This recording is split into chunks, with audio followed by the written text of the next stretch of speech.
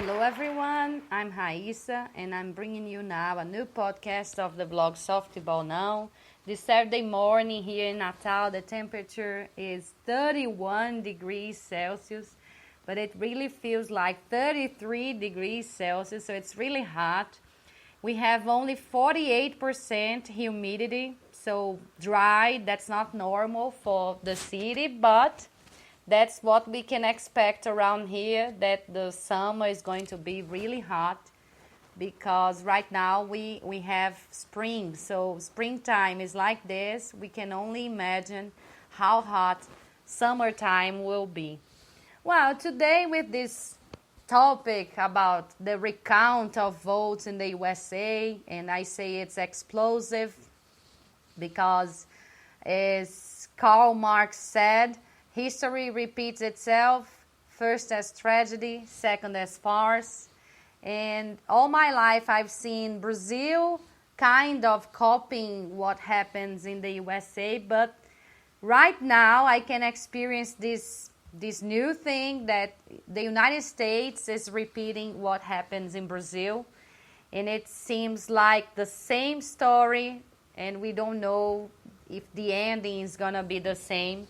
Because in 2014, we got a very difficult election in Brazil, a very difficult presidential campaign, lots of accusations from the sides. We have lots of candidates. Of course, as the United States, we have other candidates, but right now we have a great division in Brazil.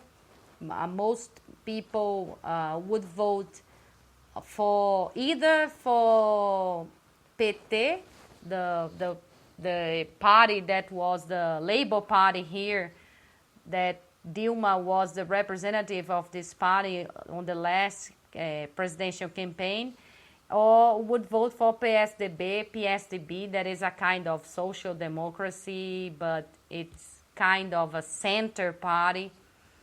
It's more identified with the rightist ideas, not exactly, but center ideas.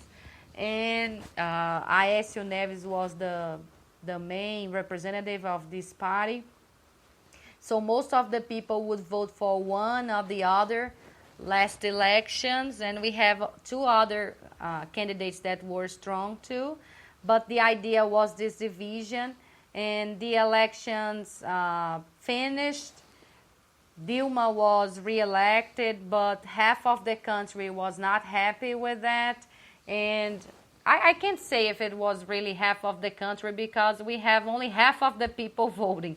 So, but that's the idea, that we had a division. And we saw the other candidate, Aécio Neves. He didn't accept the result very well, so he got the question to the electoral court here in Brazil to have a recount of votes, and the result, the outcome of the election was the same after that. But since that point, since that campaign, Brazil has experienced all kinds of turmoil, trouble, and Dilma was impeached by the population, by the deputies. Now we see a very impressive scandal of corruption involving Petrobras, involving other levels of government, and a lot of deputies are trying to approve some kind of law that would give them freedom of justice in these cases.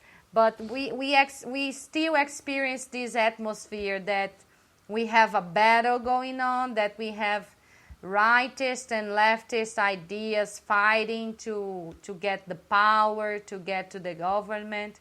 And somehow I see this now repeats in the USA, because in the USA we have all this hard campaign involving Trump and Clinton. And we have all these fans. That's the idea. They had fans. They didn't have people voting for them. They had fans. So we have Trump's fans. We have Clinton's friends and fans. And they are kind of keeping this spirit going on after the election. And now we saw some news about computing experts saying that it's possible that hacking happened in the computing system in Wisconsin, in Pennsylvania. There is another state now that I can't remember, but there were 3 states: Wisconsin, Pennsylvania, and another one that I'm sorry, but my memory is failing right now. Michigan too. So, and these computing experts, they say that the votes were counted wrong, and that we need a recount. The Democratic Party decided not to get involved with this recount. This is the only difference from the situation in Brazil, because the party that was defeated in the elections decided to go through this question to the court. But another party, the Green Party, as I see, the Green Party, I didn't know that the United States had this party too. It's something new to me. But, you know, every day that we live, it's every day that we learn something new. And the Green Party now has raised more than $5 million and that's enough to start this recount in these states, Wisconsin, Michigan, and Pennsylvania, because they are quite sure that these computing experts are right, that the ballots were not counted properly. And we're going to have this recount process that is intensive, that is expensive, that most people don't believe that it will be able to change the outcome of the election unless we have a really big, major fraud that is proven through this. We know that in 2000, I can't remember the year, 2003 maybe, we have a recount of votes in Florida through all that situation that we had involving Bush winning the election, and all the problem of the ballots that were disorganized and etc. And then Miami Herald, the newspaper, got the right in the Supreme Court to recount these votes. And after 1 year maybe, the United States found out that they had elected the wrong president, because George Bush hadn't won the election in Florida, but they couldn't do anything about it. And now we have this, I say, explosive recount, because we can have lots of outcomes of this, you know. If we find out that Hillary Clinton won the election in these states, then she should be the new president. Can we imagine the pressure coming from the streets, from other countries, so that the United States change the result of the election and say that Donald Trump is not the next president? Wow, it's going to be a huge pressure. If we find out that there was fraud and that this hacking really happened in these computers, wow, this is going to be explosive not only to the United States, but to Brazil too, because our election here is all this electronic thing. We just touch the screen. We don't use paper ballots. And so all the system goes through computing and the internet. And if we imagine that in the United States we can have a hacker changing the result of an election, we can only accept that this must happen in Brazil too, and it's really probable that it happens in Brazil too, and that has happened before. So, wow, it's gonna be we're gonna experience crazy days through this recount if this really happens, and if we have any evidence that a fraud was perpetrated by hacking the system. If it happens in the USA, it can happen anywhere.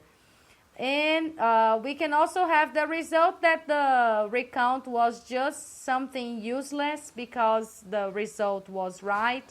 But then we're going to experience these fans, these Donald Trump's fans, having this kind of hysteria of saying that the Democratic people are just trying to change the elections result no matter how.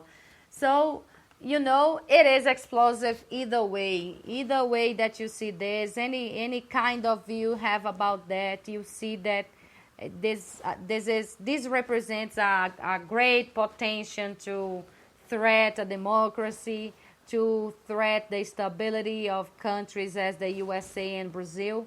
So we should be concerned about this, and of course, you can be sure that all the world is going to take a very good look and a very close look at this voting recount in Pennsylvania, Michigan, and Wisconsin, because it's a question that matters to all the world. Well, that's it. I also have to say that I woke up today with this news that Fidel Castro has died, and I see that we have a lot of people celebrating in Miami. You know that 70% of the population of Miami is not from the USA. Most of them are from Cuba. So it's a dictator that is gone.